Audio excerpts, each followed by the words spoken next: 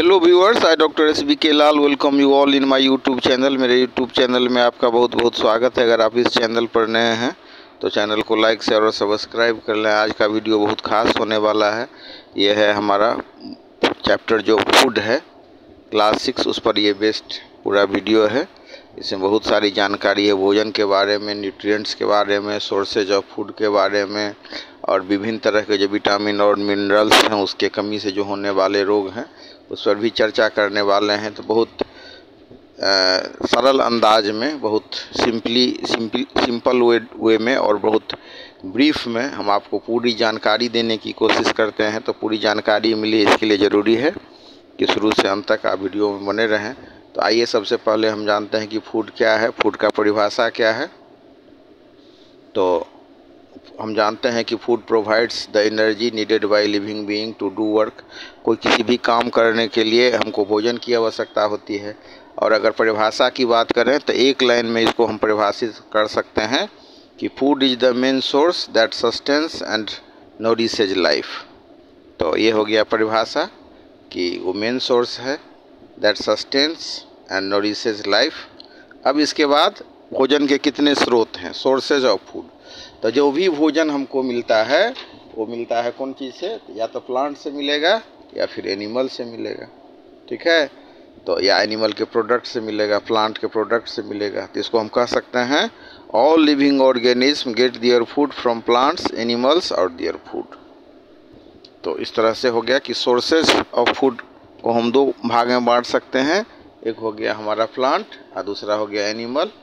तो या तो एनिमल से फूड मिलेगा या फिर प्लांट से मिलेगा। अब प्लांट से कौन कौन सा फूड मिलता है, तो cereal grains like wheat, rice, maize, millets are important sources of energy. They constitute the major component of our food. तो ये जो सेरेल ग्रेन्स हो गया, व्हीट, राइस, मेज, मिलेट्स, ये सब मिलता है कहाँ से, तो प्लांट से।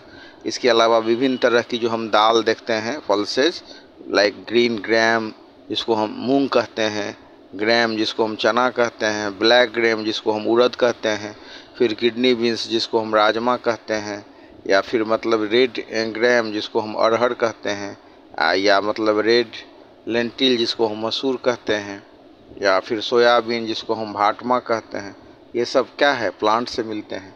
इसके अलावा बहुत सारे फल जैसे कि आम, सेब, केला, संतरा, वाटरमेलन, मेलन, ये भी जो न्यूट्रिएंट्स जो भोजन के बहुत अच्छे स्रोत हैं, तो ये भी प्लांट से मिलते हैं। Fruits like mango, apple, banana, orange, watermelon and melon are good sources of nutrients and it is obtained from the plant. उसके बाद ग्रीन लीफ वेजिटेबल्स हो गया, या जितने तरह के हम ऑयल देखते हैं, चाहे वो मस्टर्ड ऑयल हो, सीसम ऑयल हो, सनफ्लावर हो, या ग्राउंड नट ऑयल हो, ये सब कहाँ से मिलते हैं, तो ये सब प्लांट ही से प्राप्त होते हैं।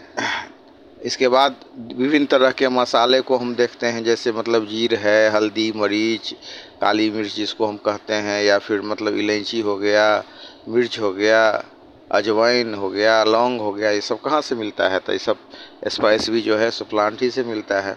जिसको हम कह सकते हैं कि spices like cumin, turmeric, black pepper, cardamom, chilli, carom seeds, clove, all these are obtained from the plants. अब इसके बाद हम चर्चा करते हैं कि फूड फ्रॉम एनिमल। एनिमल से कौन कौन सा जो ये फूड प्राप्त होता है। तो जैसे हम जानते हैं ना कि मिल्क, तो कोई गाय हो या भैंसी या ऊँट, ये सब प्रचलित जीव हैं दूध देने वाले, तो सब जानवर ही से प्राप्त होते हैं। फिर हम देखते हैं एग, मीट या फिर हनी, ये सब कहाँ से प्राप्त होता है, ये सब एनिमल से प्राप्त होता है। अब इसके बाद हम चर्चा करते हैं कि फूड में कौन कौन सा कंपोनेंट होता है। तो ये कंपोनेंट होता है उसको हम बोलते हैं न्यूट्रिएंट्स। तो कोई भी आप भोजन कर लीजिए, उसमें मात्र 5 ही चीज़ होते हैं। वो चीज़ क्या होता है, तो carbohydrate, protein, fats, vitamin, minerals.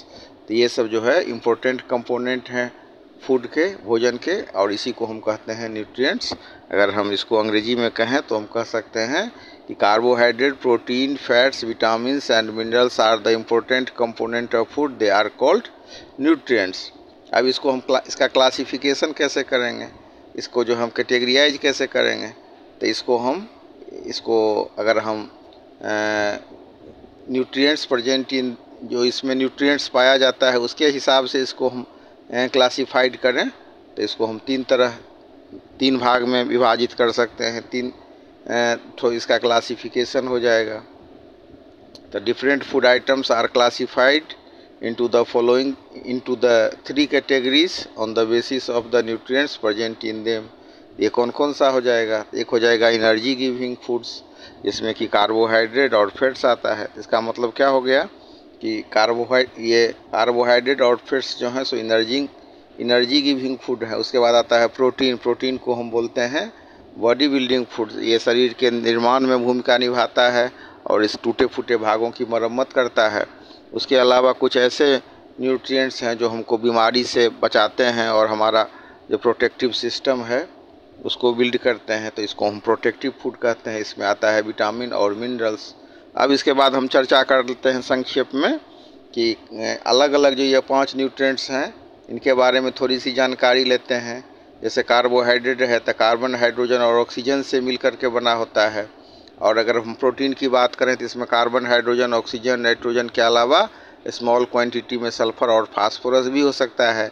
फिर फैट्स की बात करें तो इसमें कार्बन, हाइड्रोजन और ऑक्सीजन होगा।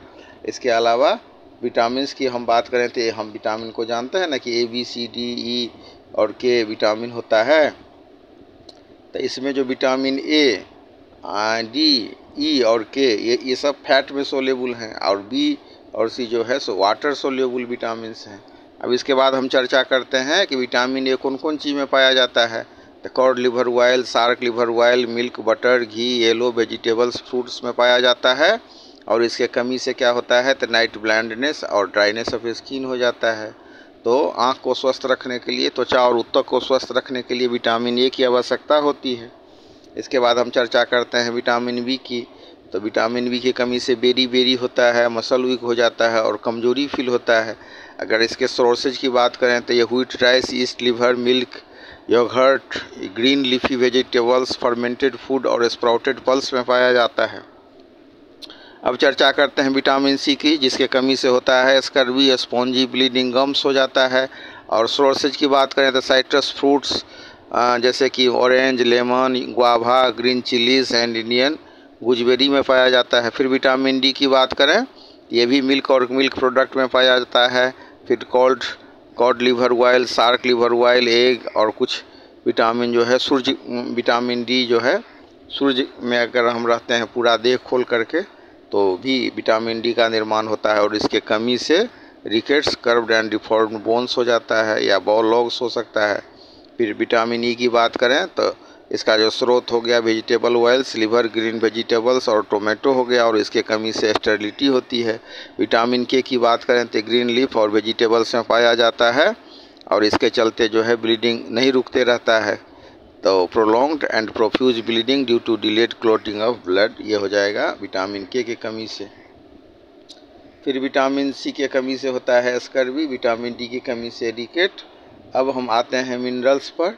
तो जैसे कैल्शियम का काम है कि दांत और मतलब हड्डी का निर्माण, फास्फोरस है तो उसका है बोन और टीथ का जो विकास है। आयरन के कमी से हेमोग्लोबिन हो जाती है और एनीमिया नामक बीमारी हो जाती है।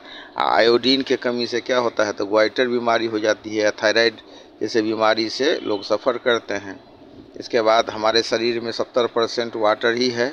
पानी क्या करता है कि जितना रिएक्शन होता है शरीर में, सेल में, सबके लिए वाटर ज़रूरी है। वेस्ट प्रोडक्ट के रिमूवल के लिए वाटर ज़रूरी है। ब्लड में भी लार्ज अमाउंट में ऑफ वाटर होता है। तो ट्रांसपोर्टेशन ऑफ ऑक्सीजन हो या कार्बन डाइऑक्साइड हो, न्यूट्रिएंट्स हो, हार्मोन हो, सबके लिए पानी की ज़रूरत होती है। और उसके अलावा बॉडी के टेम्परेचर को मेंटेन करने में भी पानी की भूमिका होती है। इसके अलावा एक है रफेज, जिसका न्यूट्रिएंट्स वैल्यू तो नहीं होता है लेकिन ये बॉल मूवमेंट और में मदद करता है और जो है कब्जियत से बचाता है। मतलब roughage help in ball movement and prevents constipation. इसके अलावा हमने देखा कि अलग मिनरल डिफिशियंसी की बात करें तो इसमें आता है calcium deficiency, phosphorus deficiency, iron deficiency, iodine deficiency. और मेल न्यूट्रिशन की बात करें तो जब लोगों को सही मामला में भोजन नहीं मिल पाता है तो वो मेल न्यूट्रिशन से सफ़र कर जाते हैं। जब उनको सफिशिएंट अमाउंट में न्यूट्रिशन नहीं मिले, जो पुअर फैमिलीज है भारत में, तो उसको न प्रोटीन मिलता है न कार्बोहाइड्रेट मिलता है। तो जो प्रचलित मेल न्यूट्रिशन है उसका फॉर्म है PEM, यानी कि प्रोटीन एनर्जी मेल न्यूट्रिशन, या फिर PCM, protein calorie mail nutrition. तो एक होता है ओवर ईटिंग। तो ओवर ईटिंग में हम देख जिसमें कुछ आदमी अति भोजन के शिकार हो जाते हैं, जितना न्यूट्रिएंट्स चाहिए उससे ज़्यादा न्यूट्रिएंट्स लेते हैं, ज़्यादा भोजन भट्ट होते हैं, तो इसके कारण ओबेसिटी के शिकार हो जाते हैं, मतलब मोटापा के शिकार हो जाते हैं। तो the weight of an individual must be in the proportion to her or his height. तो इस तरह से अगर हाइट के हिसाब से बॉडी मस्कुलर जो प्रोपोर्शन है वो उसमें अंतर हो गया तो ओवरवेट का शिकार हो जाता है।